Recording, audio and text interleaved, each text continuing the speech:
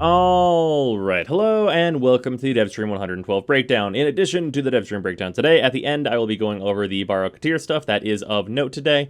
So yeah, anyway, let's get into this breakdown because there's not a whole lot to talk about. First and foremost, this is the last Devstream before Tenncon, so please be excited. The Ballas voice actor will be there and such, and also Framefighter will be there, which is going to be very cool.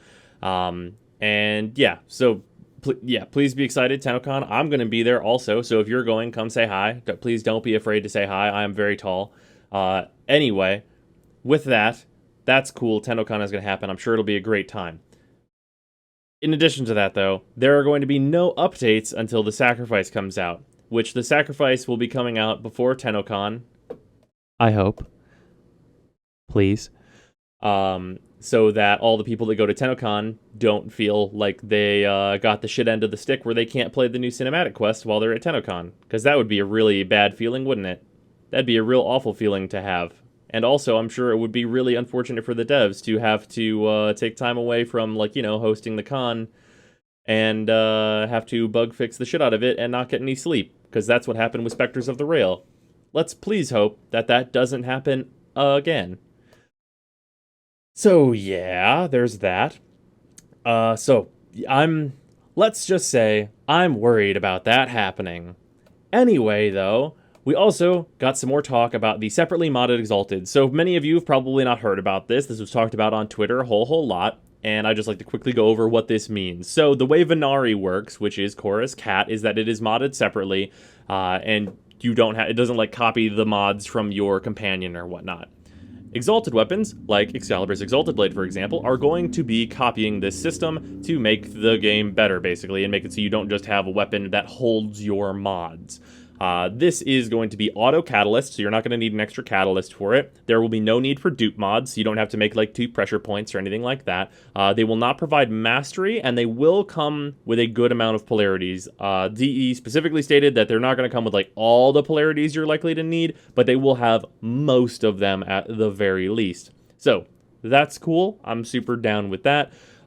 This will, of course, have a slightly higher former requirement for those Warframes, but I think that overall it will be a good change to the game to have those be separately moddable, because then it becomes much more clear what mods work on those Exalteds, and it's not like this big guessing game. And in addition to that, it allows you to have more build variety in that with Mesa, I don't have to have a crit secondary. I can have Mesa's Peacemakers as they are, and also maybe like a Sonic Aura for some crowd control or something like that, which is really, really cool.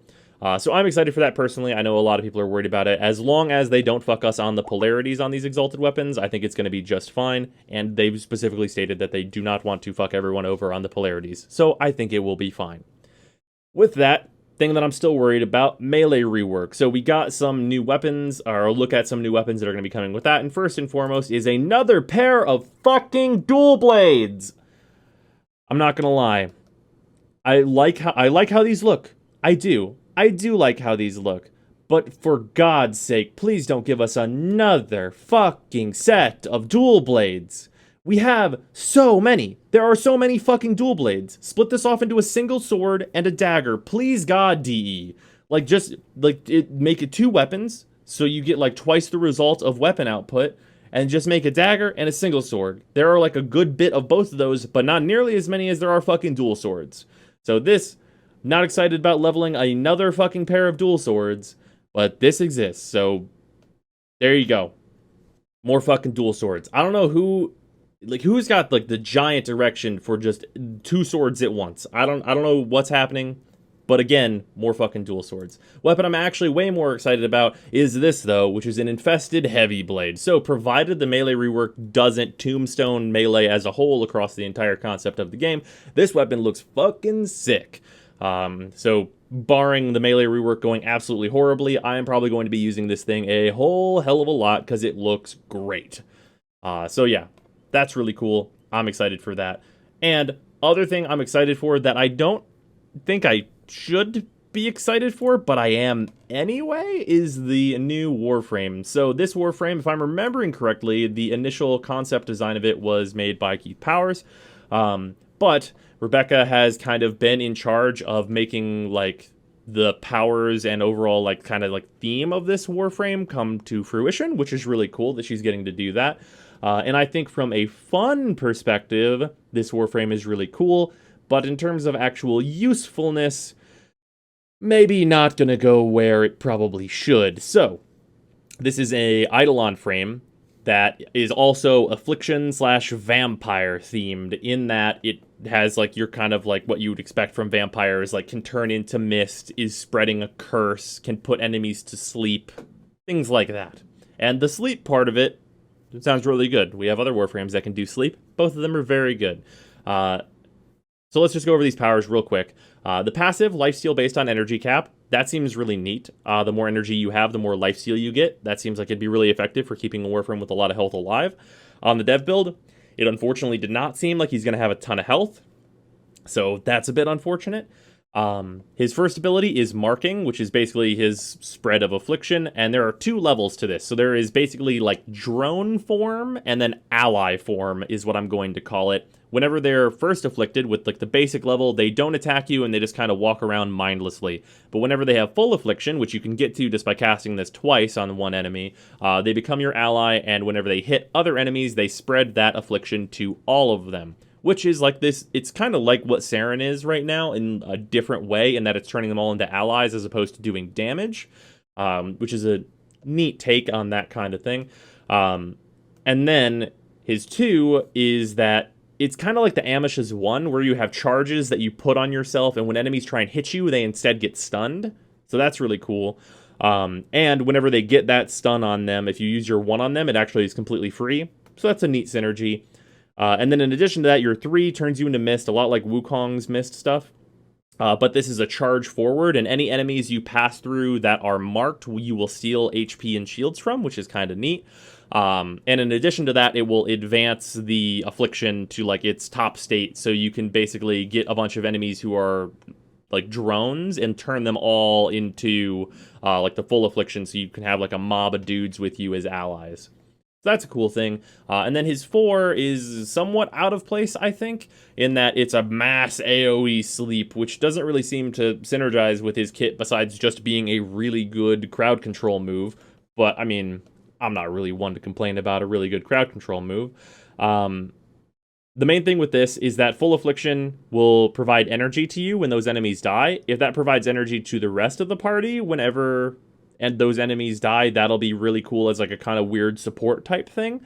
And if it doesn't, then this seems really cool and fun, but slow and not really useful. Like what we're doing right now in Warframe, like the kind of meta of the game, is to kill everything as fast as possible. And when we're not killing everything as fast as possible, we're just tanking and like walking past enemies. So this kind of like heavy CC thing where you make enemies allies seems neat, but not particularly useful. And the reason for that I have noted here, which is that enemies tend to not have anywhere near the amount of damage needed to kill each other, because they have high damage for murdering us, but their HP values can go like EHP-wise into the millions, and they only do like thousands of damage. So like killing each other from like an enemy way is significantly more difficult for them than it is for us to just hit them, because we have a very unbalanced system where enemies have like millions of HP and we can do like millions of damage, and they can output thousands of damage and we have like thousands of HP. So it's this weird thing where making enemies fight each other doesn't really work, because enemies are only good at fighting us and our damage is good for fighting enemies. I hope that makes sense. But yeah, I hope it will come out well, because I think looks-wise, because they did show him, he looks fucking cool. His base color scheme could maybe use some work. He could use like a splash of color, maybe like a good blue in there or something, or a nice gold or whatever. But I think his basic design looks really rad. I'm into it. But yeah, like there's got to be some sauce where he gets some stuff done, I suppose, or like he needs to have some effect on the enemies that like inverses their HP and damage output whenever they're allies, or some weirdness like that. to like actually make him worthwhile. Or like maybe it could be like a Saren-esque type thing, which is like the more enemies are afflicted, the higher their damage goes. So like if you've got like 30 guys afflicted and fighting each other, they all have like 3,000% damage so that they could actually kill each other. I don't know. There's like a bunch of ways this could go to make it good, but it doesn't give me a lot of hope for it to be great as it stands right now. I just think it could be a fun thing. And it's not so bad to just have a fun Warframe, because it's always nice when a Warframe looks fun. But it's that balance of fun and useful that I'm always trying to look for. Anyway, that is the new Warframe and such, and all the stuff we got on the Devstream. So very quickly, let's go over the Barocketeer stuff. So on PC, we have these 2 new sigils. They're fine. They're just cosmetics. And all of the relevant items are also right here. So we have the dual stat electric mods. They're all worth getting. The farm for the 2 that you can farm is like not great. So, hey, that's a good thing to spend your ducats on. Very specifically, I think that Jolt and Shell Shock are the most valuable of the 2, just because they are the most used ones I find. And besides that, the Prisma Angstrom is pretty trash, and the Prisma Veritux is an Arcwing weapon, so it's just kind of automatically garbage. So those are there for mastery if you need that. In addition to that, I don't even have to bring up an image of what is on console, because I know the Super Vandal is finally on console, so pick it up. If you don't know why you need to pick up the Super Vandal, you should probably go watch my primary review that just came out not too long ago. Also, for those that want an update, I am working on the secondary review, but I burned myself out a little bit doing the primary review, so it might take a tad bit more time. So yeah, that is going to be the Devstream breakdown / Barocketeer breakdown. Hope you guys enjoyed this, and I will see you tomorrow.